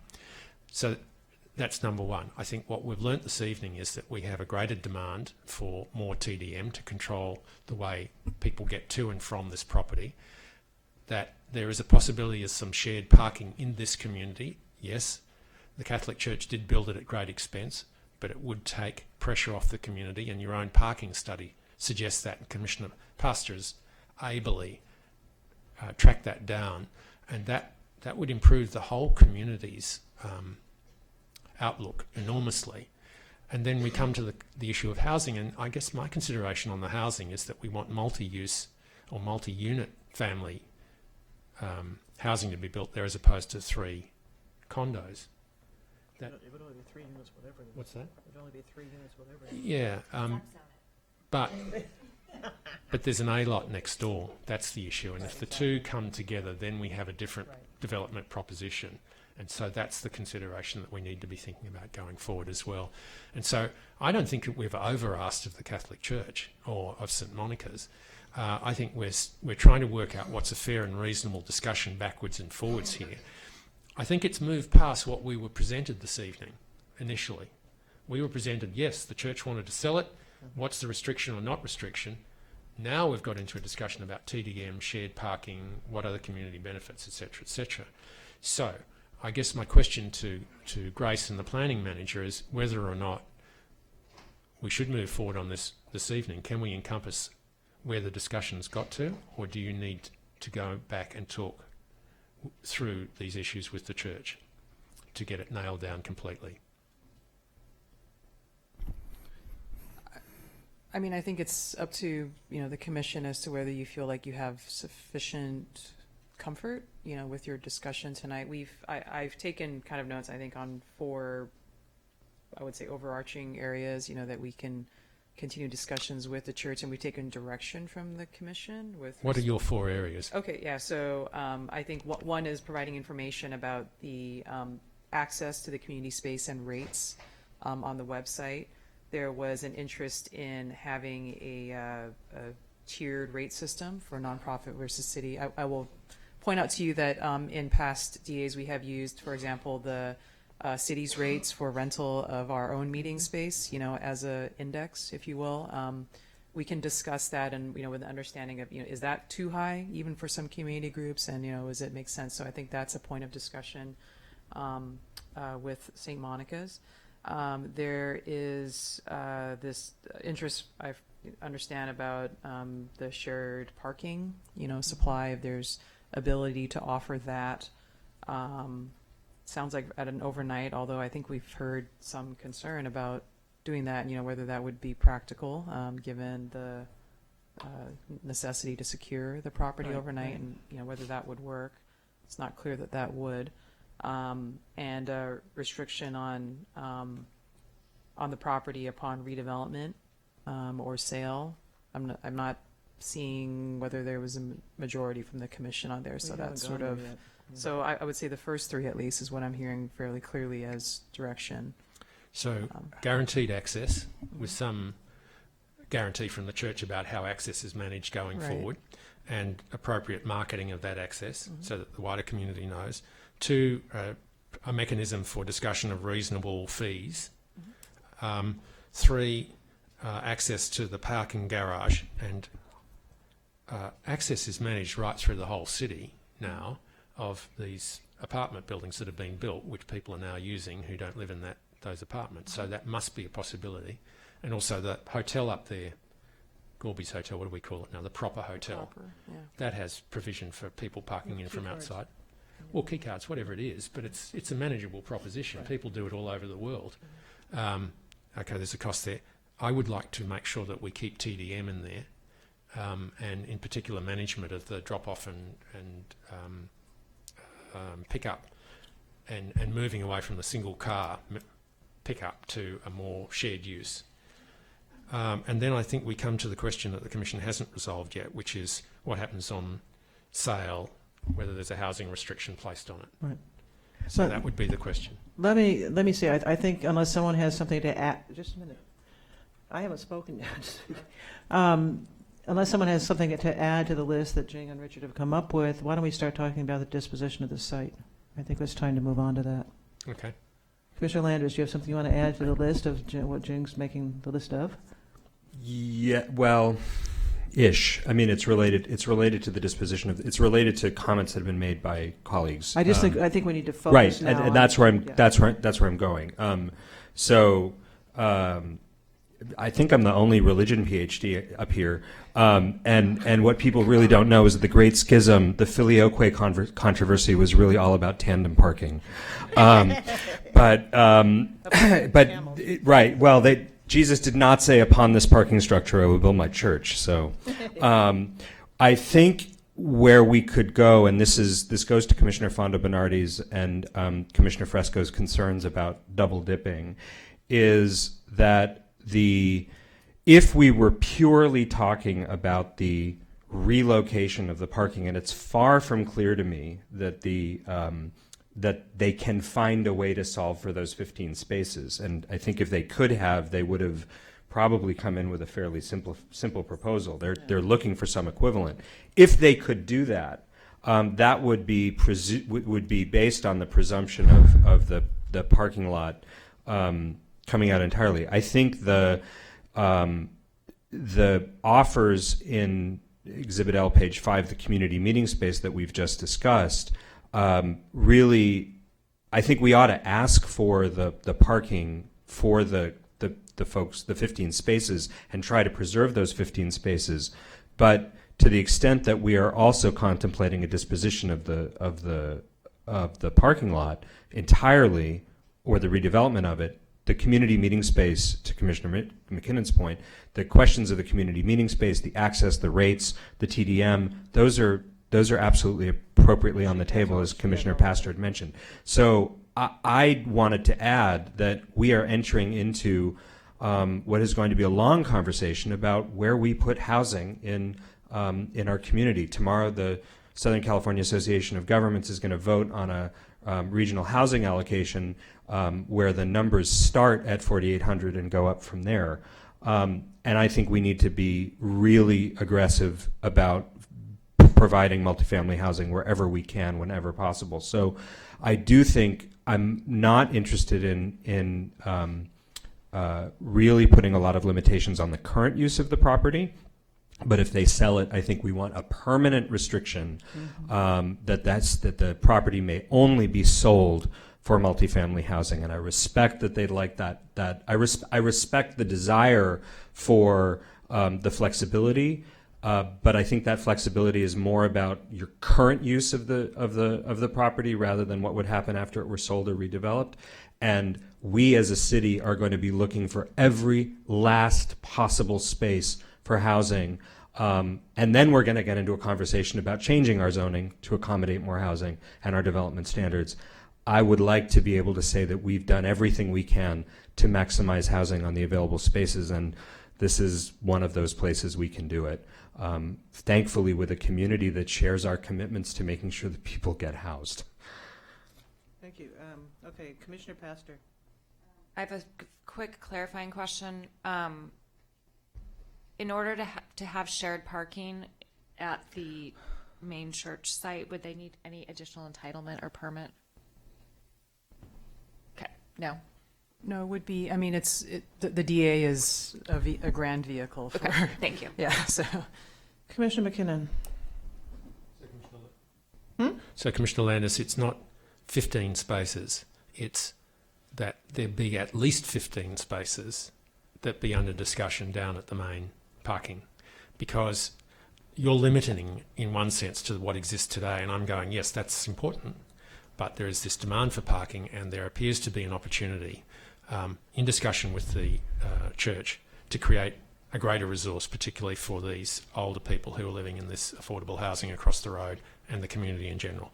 And so I don't want to rule that off. So there would certainly be that. To go a little further, I'm okay with the church using it for different purposes itself if it retains the site, but if it's sold, there should be a restriction on it being for housing. And so I think you're in that position. I think Commissioner Pastor's in that position. I'm in that. I agree. And I think the chair's in that position. And I'm looking over here. You get blessings if you agree. Well, let's Right. talk about it before we start voting on things. And I really haven't had a chance to weigh in. I mean, I think the confusion that we had early on in this meeting is this is how it was portrayed to us. I mean, I talked to your legal representative at length, and he made it very clear that the site was going to go on the market, and you didn't want the constraint of housing. I mean, that was the way it was portrayed to me. So this is all new. And I want to say that Commissioner Landris is, in my opinion, right on the money about the housing need in Santa Monica. We all appreciate that. But it's more than just appreciate it. We really have to do something about it. And all cities in the state over the next few years are going to be watched very, very carefully by the state of California. Our housing goal is probably going to at least triple in terms of what we have to produce. For us to kind of back down on, whether a site, even though it's small, should be housing or not, would be an extremely bad, image-wise, it would not be good for the city. And I guess part of my conundrum has always been, that's the highest and best use for this site. I mean, if you as a church want to make it a daycare center or whatever the heck, and you don't sell it and you do that, that's one thing. But if you're going to sell it, the highest value is going to be from housing. So I really have not understood why that's a problem. If there's any remote thought of upzoning this to non-housing, you will hit a brick wall if you come to this planning commission. So I mean, I think housing is the highest and best use for the site. So I really don't get it. And so I agree with Commissioner Landris that we retain it. If it's sold, if it goes on the market, that it's restricted for multifamily housing. Are you still on this queue? Oh, well, I just would agree with you and ask my colleagues what their views are at this stage.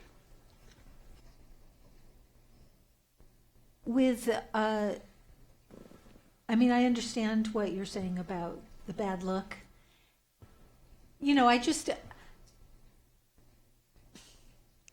I'm just not comfortable with the idea that when you make a negotiation and you sign it and you decide that the point of a DA is that you're giving something more than what you normally allow, and you've decided what it's worth to the community and what the impacts were, and you've come up with a certain package. And when it's renegotiated, I'm just not 100% comfortable with just adding in other things that we want.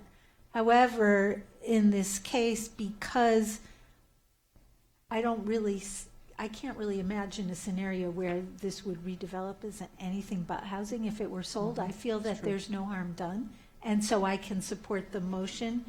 I don't see it hurting anyone, and I don't see, in terms of the sale, as opposed to them retaining it and deciding to use it for their own purposes to further their mission for their church. They're still free to do that, so I can support it, even though in general, I think we have to set limits on ourselves. Well, I think I sort of overstated the point of saying that it would be a bad image for the city to give up 3 housing units. Hopefully we're beyond that. But I mean, we obviously need the housing units. And there is the potential of the parking lot next door. I don't know if that's going to materialize or not, but if that were added to the site, it would be a substantial project. Commissioner McKinnon. So I'll move the motion, unless Commissioner Fonda Bernardi is going to speak. No, I actually align with what Nita just said, that in fact, our condition that it be housing is not a material condition because that's all it's going to be. So it's like, we don't even need to put it in there, but if you want to put it in, it's not a difference, it makes a difference. If it's sold. Right, only under the condition of sale. Can I just say one thing before you make your motion? I agree with everyone. We want to have housing there, right? I have a little bit of discomfort about putting this restriction on real property because the market is never going to allow it to happen. I mean, never. I mean, yes, I suppose it could happen, but it is zoned for housing. That's what we're required to do under the housing element, a non-residential use. So I do have some discomfort about putting restrictions on it, given that I think the market will demand that it is housing, given that it is zoned for residential use, and that is what's required by the RENA, that's what's required by our housing element. I mean, I will probably vote with the majority, but I have some discomfort about putting this restriction, which I think is fairly meaningless. I guess my fear, because I'm cynical, is that if we don't put the restriction on, 5 years from now, we'll be back for rezoning as commercial, because it's adjacent to a commercial property on Wilshire. And that's my concern, and if they were smart, that's what they do. So that's my concern. So I'm going to move the motion. What is it, 08DA002. And so I'll move the motion as it's written in the Planning Department report with the addition of the 4 areas that have been identified by the planning manager and by Grace: the guaranteed access, the reasonable tiers, the shared parking discussion, and the TDM. And then the 5th one, that in the case of a sale, that there be a restriction, it be only housing. I'll second that motion if we can clarify that the guaranteed access is clearly and consistently available information about how to. It's not the guarantee; it's that people know what the deal is. Oh no, it's more than that, because they've offered that there be access, and so the guarantee is that there be access and people know that there's access. Okay, fine. Right, and that it be marketed as such. Not that you come and you just trump everything, but that on the nights when they don't have a school or that it's not Holy Week and so on, that there is this availability. And Oh, yes. No, I agree. I was just addressing the comment we heard from Elizabeth Vandenberg that she didn't even know where to go to find the information. Well, she will now because she's been here all night. So the point that I would make to Commissioner Pastor is that, Commissioner Pastor, we do a couple of things here as a planning commission. We look at the future, and it's not just the strict application of law, but we have to think through all the implications and possibilities. And the possibilities, when you sit here, are endless. And people come to us and they always say something, and something different happens once the entitlement's given. And so my intense scepticism, even when you deal with the church, is extremely high, that we have to make sure that there is no string that's untied or any option that this is what will happen. And so what we will have on this site, if it's sold, is housing. Well, that's the rezoning scenario. Can I ask a clarifying question before the motion is made, actually, which is that the motion is to remove the parking lot property from the DA, but if in fact we are going to be placing a restriction on it, which is that if it is sold, it has to be for residential, then I think it actually has to stay in the DA. No, so what would occur would be, we could, for example, add a condition to, like, before the DA is executed, or, before it's becomes effective, that there is a deed restriction, for example. So there could be some other vehicle. Do we have does the city have a covenant that's in favor of the city that they could put on? I mean, Yeah. I want to understand what the mechanism is before I agree to it.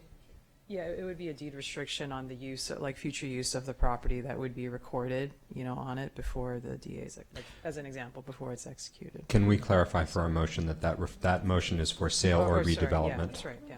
Is that correct, Yeah. Commissioner McKinnon? We're Yeah. sale or redevelopment, and on the tiering for his group 2, we're talking about reasonable.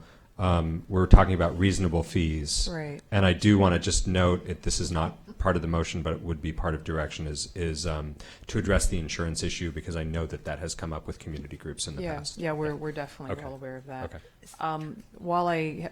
If I can just clarify for the shared parking discussion, I just want to be, like, this is, as part of our continuing discussions with St. Monica's, we come to a point, this is obviously the Planning Commission's recommendation, it may come to a point where they don't feel like it's practical, available, so this is an exploration to continue that negotiation. I don't know that we can guarantee at this point that it would, or, I mean, for my position, to me, that's like part of the deal. They have to provide the shared parking. And Okay. So I think we I need to just want to ask clarify, the rest of yeah. the commission. But for me, that's part of the deal. Okay. If that Yeah. becomes a problem, then maybe you need to bring it back to us before it goes to the city council. Okay. Yeah, and in an effort to not delay them here and let them go on to council.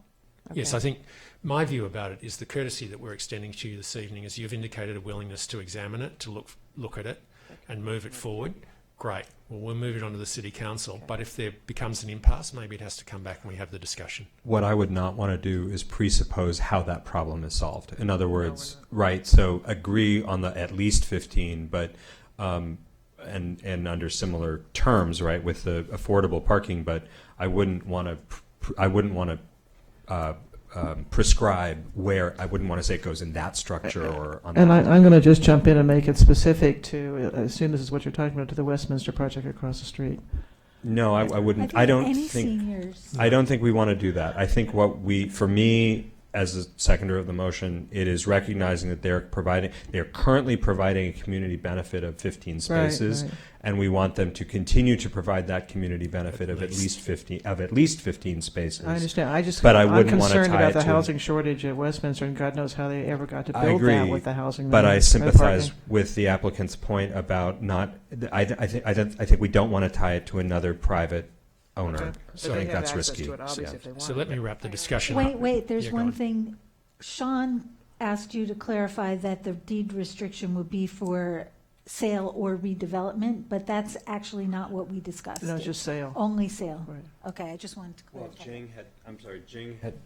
Jing had raised the question of redevelopment. Well, redevelopment Oh, we would be didn't like agree a to family, a it. We daycare didn't. center. No, I mean, Anything they do there would be redevelopment Yeah, so- because but- it's a parking precisely. lot. So that's what we're trying to say is sale, because if they decide to use it for Right. their own church That's purposes, redevelopment. Right. because they don't want to sell it, then that would be redevelopment too, and that's what we're not restricting.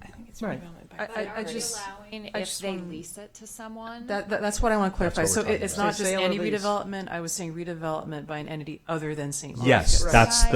right. That's Okay. what Yes, you- yes. But if they want to do it on their site, they can do it. Yes. Right. Or if it's, right, what if it's a joint partnership with someone and they want to do a senior living, or I guess that's that's residential, what we're or talking about. childcare? Would we allow them to do a joint? Yeah. If they're doing it. If they're doing partners. it. So then, I mean, we're getting two Wow. angels on the tip of a well, pen but here. that's what I just, was lectured about. by I think that's Heather what she McKinnon. does. Well, I think that's what I think Jing was saying. I think what you're really talking about is anything up to they could under our motion, and they could do anything as long as they are owning it, operating it, or joint venturing to do it. The minute it becomes a ground lease or a sale to an unrelated entity, that's when we want the restriction to Unless apply. the ground lease is part of the joint venture. That means the church is still in it. Yeah, that means the church is still in it. So and I then we're think okay with it. the thrust of what we're trying to do here is St. Monica's does occupy a unique position in Santa Monica. We know that. And it has a very wide reach to this community, and so many people worship there, and you've got Thanksgiving coming up with a tremendous outreach, and so many things happen. we understand that. However, in terms of what you are doing down there, if you go ahead and do something, whether it's housing or senior daycare or whatever, that's one thing. If you decide to sell it, that's another thing. And if you decide to sell it, it has to be housing. That was, in essence, what Yes, we wanted to exactly do here right. tonight. Right, right, And we right. have some other things that we've built in. And Commissioner Fresco, this is a development agreement. Therefore, every time they come, we're in negotiation with them. And I don't even think we've asked them to I'm do gonna- too much, which is outside their lane. You're right. So I Commissioner- would put the motion now. Commissioner Fresco, do you have something you want to say? And then I think we're going to go to a vote after that. Arcadia Bandini to Baker gave the money for the original St. Monica's. Is that true? Thank goodness we have you here to know these things. Just thought I'd throw Wow, that out that's there. I cool. always like to contribute something. And she's little heralded, isn't she? She doesn't really get a lot of. Yeah. She got a statue. Right? Where? Oh, in the old rose, where the rose garden's gone. So if they build multifamily housing, we want them to call it the Arcadia? Is that it? Okay, let's go to, does everyone understand what we're doing? Oh, Heidi, I'm sorry. It's good that you asked that question because I'm not entirely clear. So I just want to go back to the shared parking for a moment, if you don't mind. This is just to talk about where we are procedurally. So this is a recommendation to the City Council, right? So I just want to understand if staff does not come to an agreement on the shared parking on the 15 spots, are you asking staff to come back to you, or are you asking staff to not recommend to the City Council that it get approved? I just, because this is not the final step, this is the recommendation step. So I just want to make clear that we understand what could happen if this negotiation doesn't go as well as everybody would like, if there's no logistical way to get something done. So would you prefer to return back to you for another hearing, or would you like to have staff just package everything up to the City Council? So my preference would be that you come back, because I think that'll be an incentive to get it done. Logistically, there's always a way of getting these things fixed. So that's the incentive. Good point. And frankly, I would like this just to move forward so that things begin Let's to do happen. that. Let's do that. And I have every confidence that you're going to come up with an agreement. No pressure, Grace, but you know. Yeah. Okay, so we are ready to vote. I assume this is the roll call. Yes. Roll call, yeah. Commissioner Fonda Bernardi? Yes. Commissioner Fresco? Yes. Commissioner Landris? Yes. Commissioner McKinnon? Yes. Commissioner Pastor? Yes. And Chair Lambert? Yes. Good job, you guys. Anyone else? What next? Could I add something to this? First of all, Of course. I would like to commend all the people who participated in this, both from the community and the neighbors, and also from the church, in the excellent way you approached this, and then the way you responded when the train seemed to be getting off track and started going in all these different directions. And so I appreciate you staying here through this thing. It's not pretty, but eventually we get to a good place, and I think this was the best place we could get to, given all the variables. So I want to thank you, everybody who participated in that.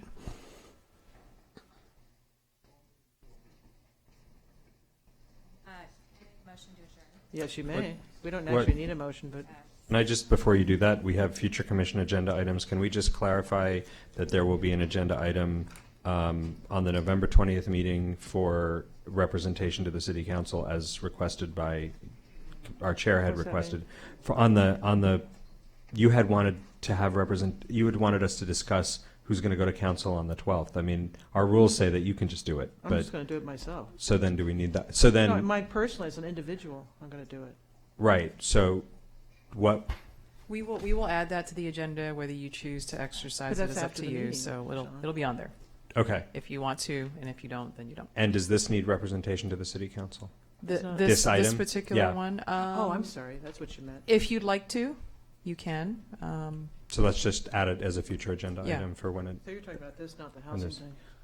well, they had mentioned the housing thing before, so I just wanted to play catch so up at to your make next sure. agenda, we will have an item for the representation at the December 10th council study session, should the commission wish to appoint a representative Yeah. to speak on your behalf. Or two. Or what have you.